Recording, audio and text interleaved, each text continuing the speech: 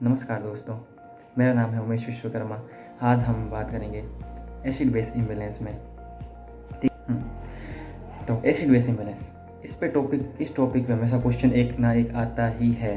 Simple है। तो देखो, इसमें क्या है, बहुत से बच्चे कन्फ्यूज हो जाते हैं कि एसिडोसिस है, एल्कलोसिस है, रेस्पिरेटरी है, मेटाबॉलिक है। इसको मैं ईजी वे बताऊँगा आपको। देखो सिंपल, पहले हमें ये पता होना चाहिए कि नॉर्मल लिमिट्स, नॉर्मल रेंजेस क्या हैं इन सब की। तो पीएच कितनी होती है? नॉर्मल पीएच होती है 7.35 से 7.45 ब्लड की। और नॉर्मल पीएच CO2 मतलब प्रेशर ऑफ CO2 कितना है ब्लड में? Normal pressure of CO2 blood में होता है 35 से 45 mm ऑफ Hg। ठीक है। और थर्ड चीज़ आती है बाइकार्बोनेट। बाइकार्बोनेट हमारा आता है यूनिट है 21 से 28 मिलीकुलेट पर लीटर। ठीक है। और लास्ट इन द रेस्ट की ऑक्सीजन होती है PO2, जो हम नॉर्मली इसमें नहीं देखते। बाकी SpO2 में से 90 से ऊपर ही होनी चाहिए। ठीक है, सबको पता है। तो मेनली जो इसमें आते हैं काम, वो है pH, CO2 एंड बाइकार्बोनेट। ठीक है। हाँ, तो तीन चीज़ आती है। तो पहला इसमें रूल ये है, जैसे मतलब हमें क्वेश्चन है, कैसा क्वेश्चन ये आएगा, हमें pH दे देंगे। ये मतलब एक पेशेंट आया है, उसकी pH इतनी है, pH CO2 इतना हो रखा है और बाइकार्बोनेट इतना है।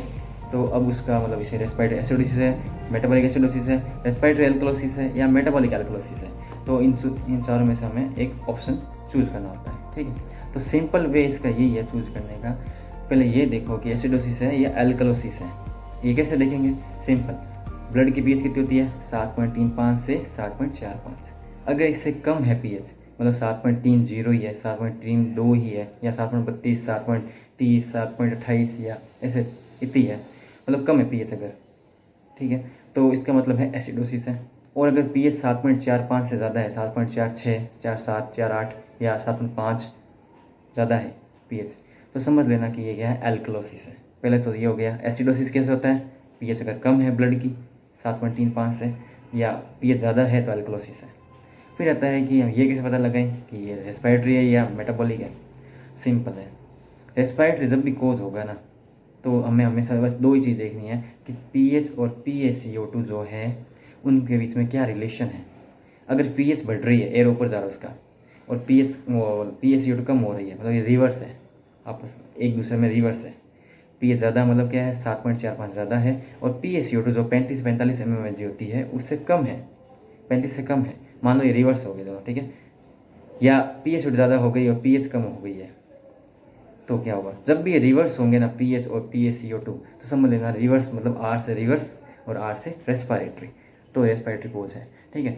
तो हमें जैसे क्वेश्चन आया हुआ है हमारे पास, जैसे कि एक पेशेंट है, उसकी pH है 7.28 और उसकी PaCO2 है 55 mmHg। बाकी हमें मैटर नहीं करता, दो से पता लगा लेंगे कि इसे एक्चुअली है क्या। ठीक है। तो अगर देखो pH क्या है, 7.28, जो क्या है 7.35 से 7.45 जो रेंज है हमारा, उससे कम है। कम है मतलब क्या है, एसिडोसिस है। और pH कितनी है? कम, 7.28। और PaCO2 कितना है? 55 mmHg, मतलब ज़्यादा है, 55 mmHg। तो दोनों रिवर्स हो गई, मतलब क्या है, रेस्पिरेटरी कोज हो गया। सिंपल। तो रेस्पिरेटरी एसिडोसिस। अब पूछोगे कि मेटाबॉलिक कैसे नहीं पता लगाएं? तो मेटाबॉलिक में क्या होता है? मेटाबॉलिक में ये होता है कि सेम, अगर pH ज़्यादा है, PaCO2 भी ज़्यादा है, अब क्या करें? दोनों ही ज़्यादा हो रहे हैं, ये pH भी ज़्यादा हो रही है, 7.45 ज़्यादा है, PaCO2 भी 45 mmHg या 45 mmHg ज़्यादा है, दोनों सेम डायरेक्शन में हो गए। अब बताओ, हमारा रूल लग नहीं रहा रिवर्स वाला। जब ये सेम डायरेक्शन होते हैं ना, तो क्या होता है, कोज मेटाबॉलिक होता है। SAME, same direction. तो M आ रहा है, M मतलब मेटाबॉलिक कोज है। R आ रहा था रिवर्स, मतलब रेस्पिरेटरी कोज। ठीक है। और SAME, M आ रहा मतलब क्या है, मेटाबॉलिक कोजेज है। ठीक है। तो जैसे कि सेम वही क्वेश्चन है, मान लो अगर मतलब pH ज़्यादा है, मान लो pH 7.45 से ज़्यादा है, और PaCO2 है जो वो भी 55 है, ज़्यादा है। ठीक है, नॉर्मल रेंज से, दोनों सेम डायरेक्शन में हो गए, मेटाबॉलिक। और pH ज़्यादा है मतलब क्या है, pH ज़्यादा जब भी हो गया एल्कलोसिस, और ये ज़्यादा हो गया तो सेम डायरेक्शन मतलब मेटाबॉलिक, तो मेटाबॉलिक एल्कलोसिस। और अगर दोनों कम होते, मतलब pH भी 7.28, 7.30 होती या कम होती, और PaCO2 भी 35 से कम होता, ठीक है, 30 होता है, जैसे 30 होता है, तो हम क्या करते हैं इसको, ये भी फिर भी सेम, दोनों लो है, दोनों लोग सेम डायरेक्शन में है। सेम डायरेक्शन मतलब ये भी क्या है, मेटाबॉलिक कोज है। लेकिन इस बार क्या है, pH कम मतलब कि एसिड है, तो मेटाबॉलिक एसिडोसिस। ठीक है, सिंपल है। हाँ, तो ऐसे निकाल। फिर आता है एक और क्वेश्चन आता है कि ये कंपनसेटेड है या अनकम्पनसेटेड है, ये भी पूछते हैं। तो सिंपल है, अगर हमने ये इतना कुछ निकाल लिया ना तो हम समझ लो हमने 70-80% तो सोल्व कर लिया क्वेश्चन को। अब ये देखो कि पीएच अपनी रेंज के कितनी पास है। मान लो 7.35 7.45 के एकदम करीब 7.35 हो चुकी है, मतलब ये कंपनसेट हमने कर लिया है, मतलब हमने इसको सही कर लिया है पीएच को बॉडी की। अगर इससे कम है 7.34 या 7.33 ही है पीएच, या उससे ज़्यादा है 7.45 या उससे ज़्यादा 4.6 4.7 है, तो मतलब क्या हो गया, इससे मतलब हुआ कि हमने अभी कंपनसेट किया नहीं है, तो आगे क्या लग जाएगा, अनकम्पनसेटेड।